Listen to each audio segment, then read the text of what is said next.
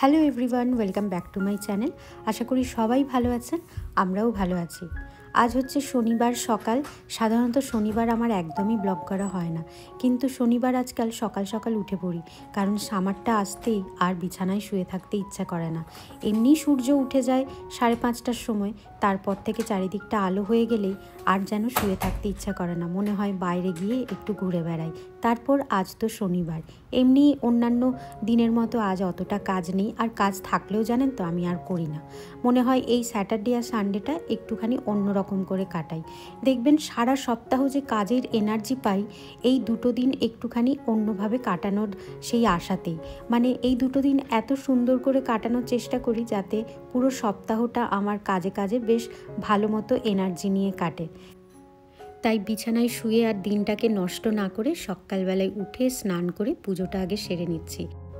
কি ভালো লাগে জানেন, শনিবার বলে চারিদিকে যেন গাড়ি ঘোড়াটাও একটু কম, সবার অফিসে যাওয়ার তাড়া নেই, সকালবেলায় উঠে কাজ করার তাড়া নেই।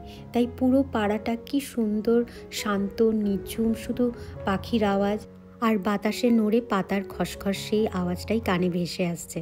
খুব ভালো লাগে সকালবেলায় এরকম একটা শান্ত পরিবেশে এক কাপ চা নিয়ে বসে নিজের মতো করে সময় কাটানো। তাছাড়া ঘরের সবাইও এখন ঘুমোচ্ছে, একটু ওরা লেটেই ওঠে, কিন্তু আমি এই সময়টাকে উপভোগ করার জন্যই জানেন সকাল সকাল উঠে পড়ি। সকাল সকাল পুজোটা সারা হতেই ঘরের মধ্যে একখানি ধূপ জ্বালিয়ে দিলাম, আর এই ধূপের মিষ্টি সুগন্ধ চারিদিকে ছড়িয়ে পড়ে যেন একটা স্নিগ্ধতায় ঘরটা ভরে ওঠে। চলুন চাটা করি। আর কালকে শোবার আগেই গোলক আমাকে বলেছিল আমি যখন উঠবো তার কিছুক্ষণ পরেই যেন গোলককে ডেকে দিই, কারণ এইভাবে দুজনে বসে সকালবেলা চা খাওয়ার এই গল্পের আড্ডাটা গোলক একদমই মিস করতে চায় না। গোলক বলে সকালবেলায় উঠে গেলে ভালো লাগে, উঠতে একটু প্রবলেম হয় প্রথমে ঠিকই, কিন্তু উঠে যাওয়ার পর খুব ভালো লাগে।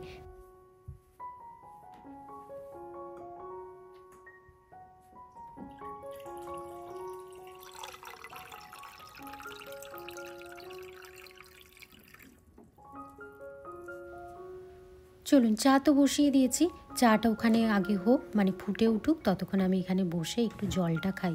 সকালবেলার এই জল খাওয়া অভ্যেসটা আমার অনেক দিনের।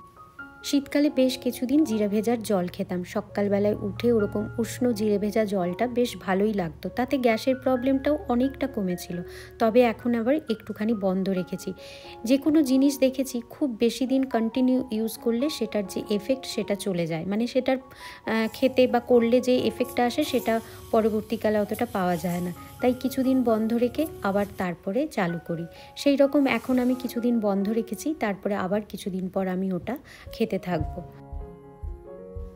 চাটা এখনও হয়নি, ততক্ষণ ভাবলাম এখানে যে খরগোশের জন্য একটা গেট আমি করে রাখি রাত্রেবেলায়, সেটাকেই খুলে রাখি, কারণ কোনো কিছু পার্সেল অর্ডার করলে তারা দিতে আসে, এখানটায় বন্ধ থাকলে তাদের অসুবিধা হবে, তাছাড়া দেখতেও খারাপ লাগে সকালবেলা, তাই এখানটায় এসে পরিষ্কার করে দিলাম।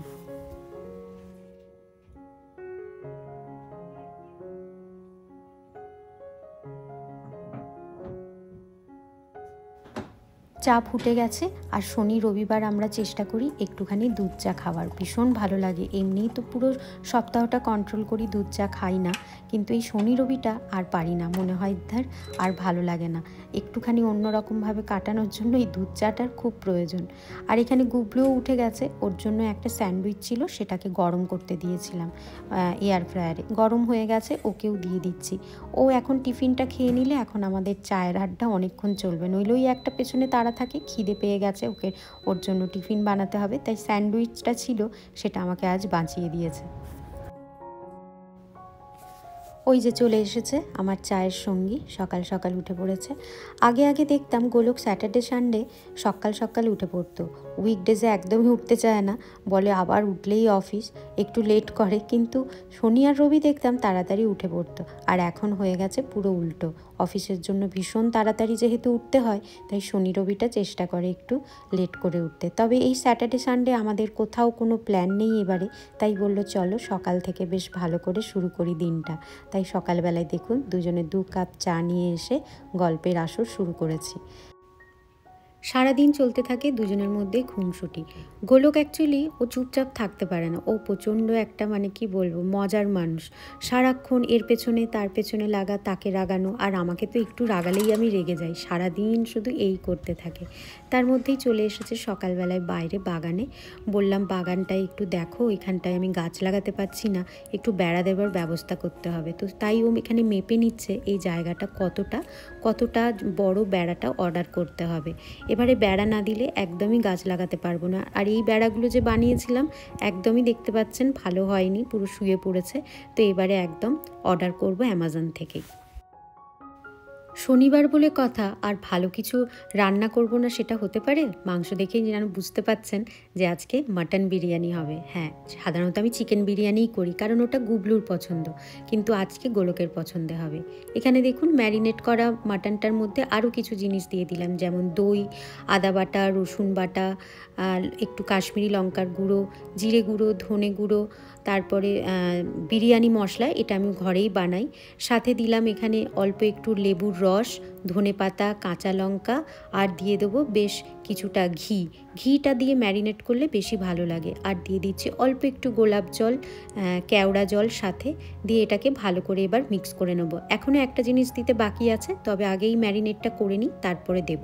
আর রাত্রেবেলায় মানে গতকাল রাত্রেই মাটনটাকে গোলক এখানে নুন, হলুদ আর একটু সামান্য লঙ্কা গুঁড়ো দিয়ে ম্যারিনেট করে রেখে দিয়েছিল।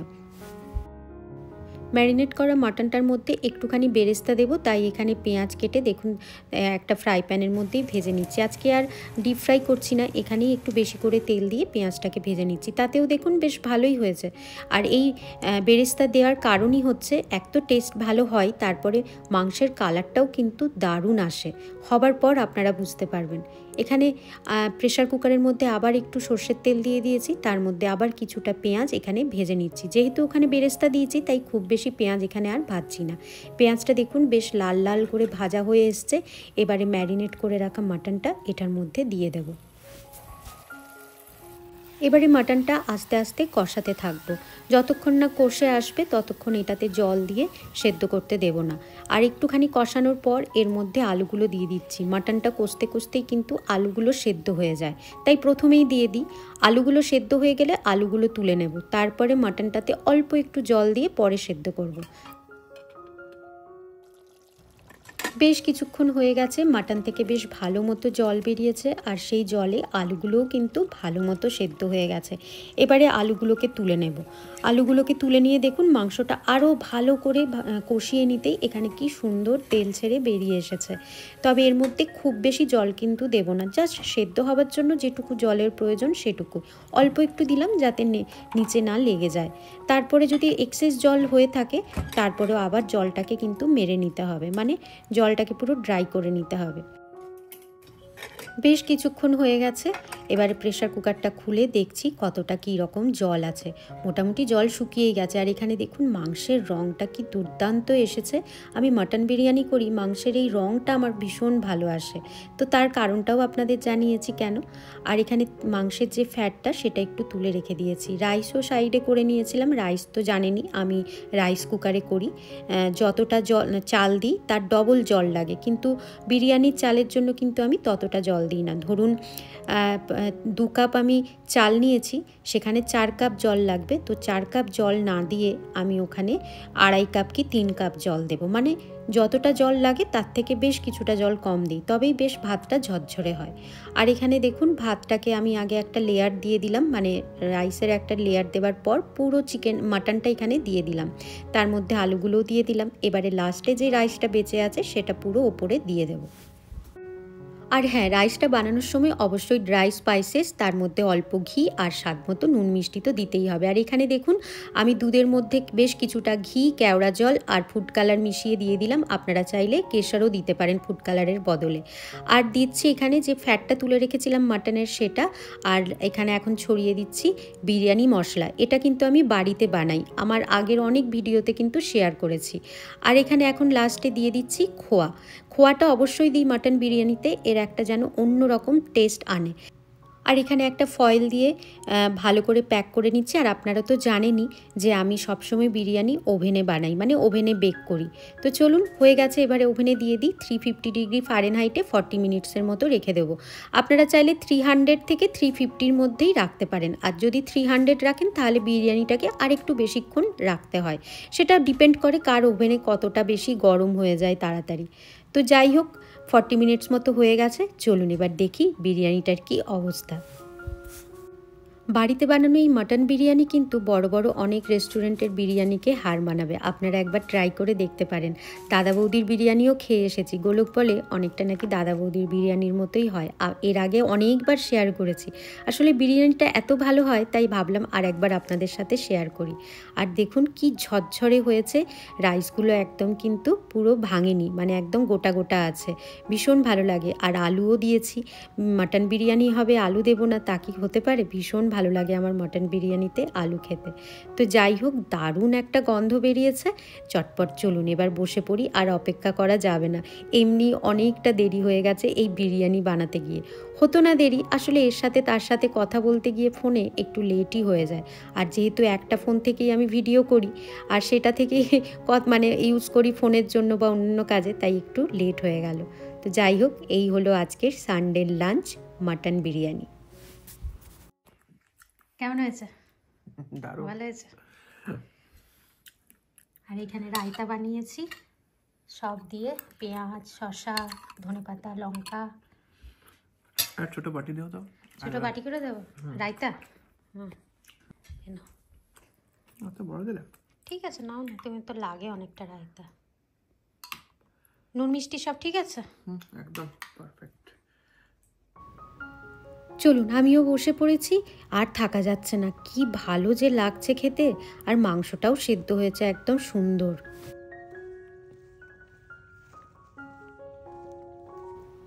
Good evening everyone. মাটন খেয়ে একটা লম্বা ঘুম দিয়েছিলাম দুপুরে, মানে ওই আর কি, বাঙালির ছুটির দিনে বেশ ভালো মতো লাঞ্চ করে, মানে কবজি ডুবিয়ে ভালো করে খাওয়া দাওয়া করে দুপুরে একটা ভাত ঘুম না দিলে হয় বলুন তো? সেই ঘুম দিয়েই উঠে এখন আমরা কর্তাগিন্নিতে বেরিয়েছি একটুখানি পাড়া বেরোতে, মানে হাঁটতে বেরিয়েছি। অনেক দিন পাড়াটাই ঘোরা হয় না। সামার চলে এসেছে, চারিদিকে কি সুন্দর লাগছে, বললাম চলো আজকে একটু ঘুরে আসি দুজনে। তাই দেখুন কি সুন্দর হাসি হাসি মুখে দুজনে বেরিয়ে পড়েছি। আর যেতে যেতে দেখছি চারিদিকে কি সুন্দর বাচ্চারা খেলছে, চারিদিকে পাখি ডাকছে, একটা সুন্দর মনোরম পরিবেশ।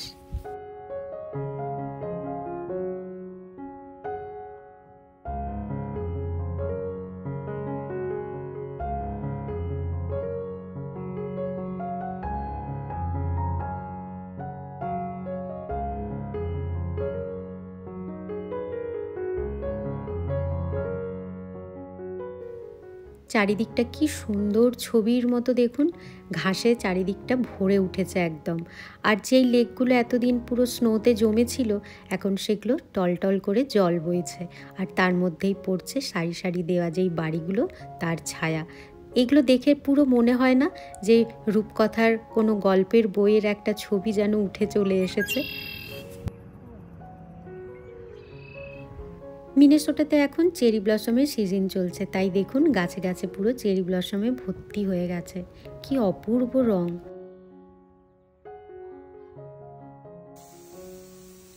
পুরো পাড়াটা না হলেও বেশ কিছুটা হেঁটে এলাম। আর আসার পর এখন এখানে আমাদের যে ঘাসে জল দেবার জন্য স্প্রিংকলারগুলো লাগানো আছে সেগুলোকেই টেস্ট করছে। আসলে দেখতেই পাচ্ছেন পিচের ধারে ধারে যে ঘাসগুলো আছে সেগুলো একদম ড্রাই হয়ে যাচ্ছে।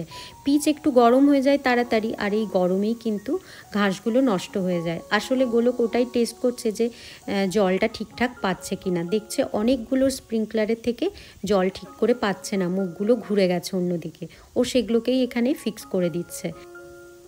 চলুন এবার আমার ফুলের বাগানটা আপনাদের দেখাই। আপনারা অনেক দিন ধরে ওয়েট করছিলেন যে আমার ফুলের বাগানটা কীরকম লাগছে। এই দেখুন আমার ফুলের গাছগুলো কি সুন্দর ফুল ফুটছে। আর এইটা আমি একটা নতুন কিনে এনেছি, ম্যান্ডেভিলা। আগে একবার একটা পিঙ্ক এনেছিলাম, মানে লাইট পিঙ্ক, আর এবারে এনেছি দেখুন একদম মেরুন বা ডার্ক পিঙ্কও বলতে পারেন। এখানে ক্যামেরাতে একটুখানি মেরুন টাইপের লাগছে, কিন্তু সামনে থেকে এটা একদম ডার্ক পিঙ্ক। তো যাই হোক, এখানে যে গাছগুলো কিনে এনেছিলাম সব লাগানো হয়ে গেছে। তবে সেই ভিডিওটা এখনও আপনাদের সাথে শেয়ার করা হয়নি যে গাছগুলো লাগাচ্ছিলাম। ধীরে ধীরে করব কোনো একটা সময়। তো যাই হোক, এই হলো আমার ছোট্ট ফুলের বাগান। আর এখন এখানে আমরা দুজনে মিলে লেগে পড়েছি বাগানটা যে সাজাবো, মানে আমার যে পর্চটা সাজাবো তার জন্য কিছু হুক আনিয়ে রেখেছিলাম হ্যাঙ্গিং টপগুলো ঝোলানোর জন্য। তো গোলক বলল চলো, আজকে হাত ফাঁকা আছে, ঘুরেও চলে এসেছি তাড়াতাড়ি, এবার এখানে ওই হুকগুলো লাগিয়ে দিই। তো তার জন্য এখানে এগুলো সরাতে হবে টপগুলো, তো আমি সেই কাজটাই করছি। আর গুবলুকেও ডাকছিলাম, আয় আমাকে একটু হেল্প কর। টবগুলো ওখানে ঝোলালে একটা যেটা প্রবলেম হবে সেটা হচ্ছে জল দেওয়ার। তারপরে হঠাৎ করে মনে হলো ফুল ফোটার পর যে দূর থেকে সুন্দর লাগবে দেখতে, সেখানে এই জল দেওয়ার কষ্টটা কিছুই না। তো সেটা ভেবেই গোলককে বললাম লাগিয়ে দাও। আর যেহেতু পিটুনিয়া লাগাবো, পিটুনিয়াগুলো খুব সুন্দর লাগে দেখতে দূর থেকে। ওই হ্যাঙ্গিং টবগুলো লাগাবো, তাই এখানে অনেক দিন ধরে হুক কিনে পড়েছিল। আগের বছরও ভেবেছিলাম লাগাবো, কিন্তু আর হয়ে ওঠেনি। তো এই বছর গোলক বলেছে অবশ্যই লাগিয়ে দেবো, তাই এখন লাগাতে বসেছে আর কি। কিন্তু ওপরে এইভাবে করতে ভীষণ অসুবিধা হচ্ছে।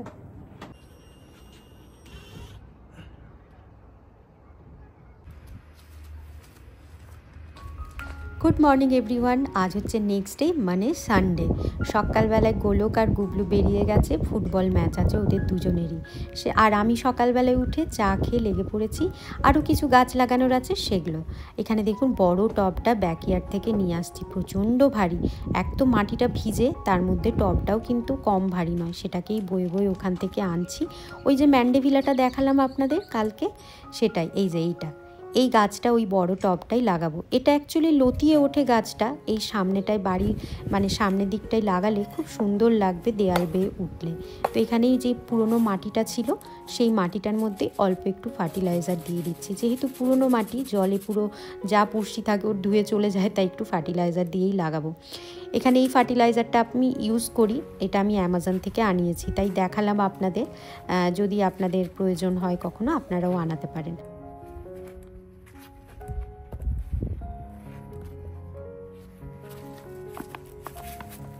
আজকে হচ্ছে মাদার্স ডে, তাই সবাইকে জানাই হ্যাপি মাদার্স ডে। যেহেতু ব্লগটা অনেক পরে যাচ্ছে, তাই আপনাদেরকে পরেই জানাচ্ছি। এমনিতে তো আমি একটা পোস্ট দিয়েইছিলাম, তো সেখানে আপনাদেরকে উইশ করেছিলাম, কিন্তু ভাবলাম ব্লগটায় যখন সানডেটাই এসেছে আপনাদেরকে আর একবার উইশ করি। আর এখানে এই মাদার্স ডের দিন নিজে হাতে আর একটা গাছ লাগাতে পেরে খুব ভালো লাগছে, কারণ এরাও তো আমার ছানাপোনার মতোই বলুন, এদেরকেও আমার গুবলুর মতো করেই যত্ন করতে হয়। তো যাই হোক, এখানে যে বাকি জায়গাটা আছে সেখানে ভাবছি আমার কাছে কিছু ওই ন্যাস্টামশিয়াই তো বোধহয় বলে, আমি ঠিক প্রোনাউন্স করছি কিনা বলবেন তো কি বলে গাছটাকে, তারই বীজ কিছু ছিল, সেগুলোই এখানে লাগিয়ে দিচ্ছি। এই গাছটা তো লতিয়ে ওপরে উঠবে ম্যান্ডেভিলা, আর এর নিচে এইখানে ন্যাস্টামশিয়াগুলো লাগালে এগুলোও কি সুন্দর টব থেকে ঝুলে পড়বে, দেখতে বেশ ভালো লাগবে। চলুন, এখানে জলও দিয়ে দিলাম, এই গাছটা লাগানো হয়ে গেছে। আজকে আরও কিছু টবে মাটি ভরে নিয়েছি, সেখানে বাড়িতে আরও কিছু সিডস আছে ফুলের, সেগুলো ভাবছি লাগিয়ে দেব। ন্যাস্টামশিয়া তো লাগালাম, তার মধ্যে কিছু জিনিয়ার বীজ ছিল, সেগুলোও লাগিয়ে দিচ্ছি, আগের বছরের আনা। আর জিনিয়াগুলো একসাথে যখন ফোটে বিভিন্ন রঙের, ভীষণ সুন্দর দেখতে লাগে। আর সাথে কিছু আমি ল্যাভেন্ডারও লাগাবো। ল্যাভেন্ডারটাও অনেক দিন আগে কিনে রেখেছিলাম, একবার লাগিয়েওছিলাম, জানেন ল্যাভেন্ডারের হয়নি গাছ, কিন্তু ভাবলাম যেটুকু বীজ আছে লাগিয়ে দেবো। এই যে দেখুন, এইগুলো হচ্ছে জিনিয়া। আর একজন আমাকে বন্ধু, মানে আমার থেকে উনি বড়ই হন, প্রায় দিদির মতোই বলা যায়, তো উনি আমাকে তুলসীর বীজ দিয়েছিলেন, মানে তুলসী মঞ্জরি। তো সেটা উনি আমাকে পুজোর সময় দিয়েছিলেন, বলেছিলেন স্প্রিংয়ে লাগাতে। এই যে এরকম একটাই টিস্যু করে উনি দিয়েছিলেন, বলেছিলেন স্প্রিংয়ে এলে এইটাকে এইভাবে লাগাতে। তাই ভাবলাম আজকে খুব ভালো দিন, আজকেই লাগিয়ে দিই, দেখি হয় কি না। এর আগে যতবার লাগিয়েছি হয়নি। তারপরে উনি বলেছিলেন যে এই মঞ্জরি থেকে উনি নাকি প্রচুর গাছ করেন প্রতি বছর, কোনো দিন বিফল হয়নি। তো দেখি আমার হয় কি না। আর এইভাবেই ওপরে ছড়িয়ে দিচ্ছি, কোনো মাটি দেব না ওপরে। এর আগে যতবার লাগিয়েছিলাম ওপরে বেশ মাটি দিয়ে দিয়েছিলাম, তার জন্য হয়নি কি অন্য কোনো কারণ ছিল জানি না। তবে এইবারে আর সেটা করব না, জাস্ট ওপরে এইভাবে ছড়িয়ে হাতে করে একটু প্রেস করে দিলাম। আর ওপর থেকে অল্প একটু মিস্ট দিয়ে দিচ্ছি, খুব বেশি জলও দিচ্ছি না। এখানে যেই গাছগুলো লাগালাম, মানে সিডসগুলো লাগালাম, সেগুলোর ওপরেও এরকম মিস্ট দিয়ে দিলাম, দিয়ে এইখানে রেখে দেবো। এখানে এগুলো রাখলেও তুলসী যেটাতে লাগালাম মানে তুলসী মঞ্জুরি সেটাকে বাড়ির ভেতরেই রাখলাম, যেহেতু এটা একটু ওয়ার্ম টেম্পারেচারের প্রয়োজন হয় তাই এটা বাড়ির ভেতরেই ঠিক থাকবে। বাইরে আজ এত গরম, ঘেমে পুরো স্নান করে গেছিলাম। তারপরে এসে এখানে ভালো করে স্নান করে একটা দেখুন সুন্দর ড্রেস পরে নিয়েছি। হঠাৎ গোলকরা ফোন করে বলল যে তুমি রেডি হয়ে থাকো, আমরা ফিরছি। আমরাও রেডি হয়ে একসাথে বেরোবো, লাঞ্চে যাব বাইরে, কারণ আজ হচ্ছে মাদার্স ডে। তো তার জন্যই আমি দেখুন একটা এরকম কুর্তি পরে নিয়েছি, যেটা আমি এবারে কিনে এনেছি দেশ থেকে। এসে গেছি আমরা, অ্যাকচুয়ালি এসেছি বিগ বাউলে, আর এই যে মেনু দিয়েও চলে গেছে। গোলক হঠাৎ বললো চলো আজকে বাইরে থেকে খেয়ে আসি, আজকে মাদার্স ডে বলে কথা। তো সেই জন্য সবাই মিলে এসেছি। তো গোলক আমাকে নামিয়ে দিয়েছে রাস্তাতে, আমি এসে টেবিল বুক করলাম, দিয়ে ওরা আসছে। তো আমি এখন বসে গেছি আর মেনু দেখছি। মেনু তো দেখার কিছু নেই, কারণ এখানে এলেই আমরা গ্রিন থাই কারি খাই আমি, কারণ এখানে এটা ভীষণ ভালো করে গ্রিন থাই কারিটা, খুব ভালো লাগে। আর আজকে এসেছি গুগলুর চয়েসে, গুগলু বললো থাই খাবো, তো সেই জন্য। আর বেশ ভিড় চারিদিকে, দেখুন চারিদিকে বেশ ভিড়। সকালবেলায় গাছ লাগিয়ে আবার আমি স্নান করলাম। এত গরম আজকে, প্রচণ্ড গরম আজকে। এখানে 30 ডিগ্রি আছে, মানে এখানের তুলনায় গরম বলছি, দেশের তুলনায় নয়। জানি দেশে খুবই গরম এখন, এখানের তুলনায় বেশ গরম আজকে। আর আজকে হিউমিডিটিও খুব কম, সেই জন্য খুব একটা ড্রাই গরম। তো সেই কারণে আবার একবার স্নান করলাম, অস্বস্তি হচ্ছিল ভীষণ, রোদে দেখছিলেনই গাছ লাগাচ্ছিলাম। আর এই যে আমাদের গরম গরম গ্রিন থাই কারি চলে এসেছে। গুগলু অর্ডার করেছিল কুং পাও চিকেন, আমি অর্ডার করেছি এখানে টোফু দেওয়া, কারণ আমার চিকেন খুব একটা ভালো লাগে না, এর সাথে টোফুটা খুব ভালো লাগে। গোলক আর গুগলু ওরা চিকেনের খাচ্ছে। আমাদের মাদার্স ডে লাঞ্চ হয়ে গেছে, এই যে। চলুন এবার বাড়ি ফিরছি, আর ভাবছি সাথে সাথে ব্লগটাও এখানে শেষ করব। আপনারা সবাই খুব খুব ভালো থাকবেন, সুস্থ থাকবেন। মাদার্স ডের জন্য আবার সবাইকে জানাচ্ছি অনেক শুভেচ্ছা, হ্যাপি মাদার্স ডে। আবার দেখা হবে একটা নতুন ব্লগের সাথে। আজকের মতো বাই বাই।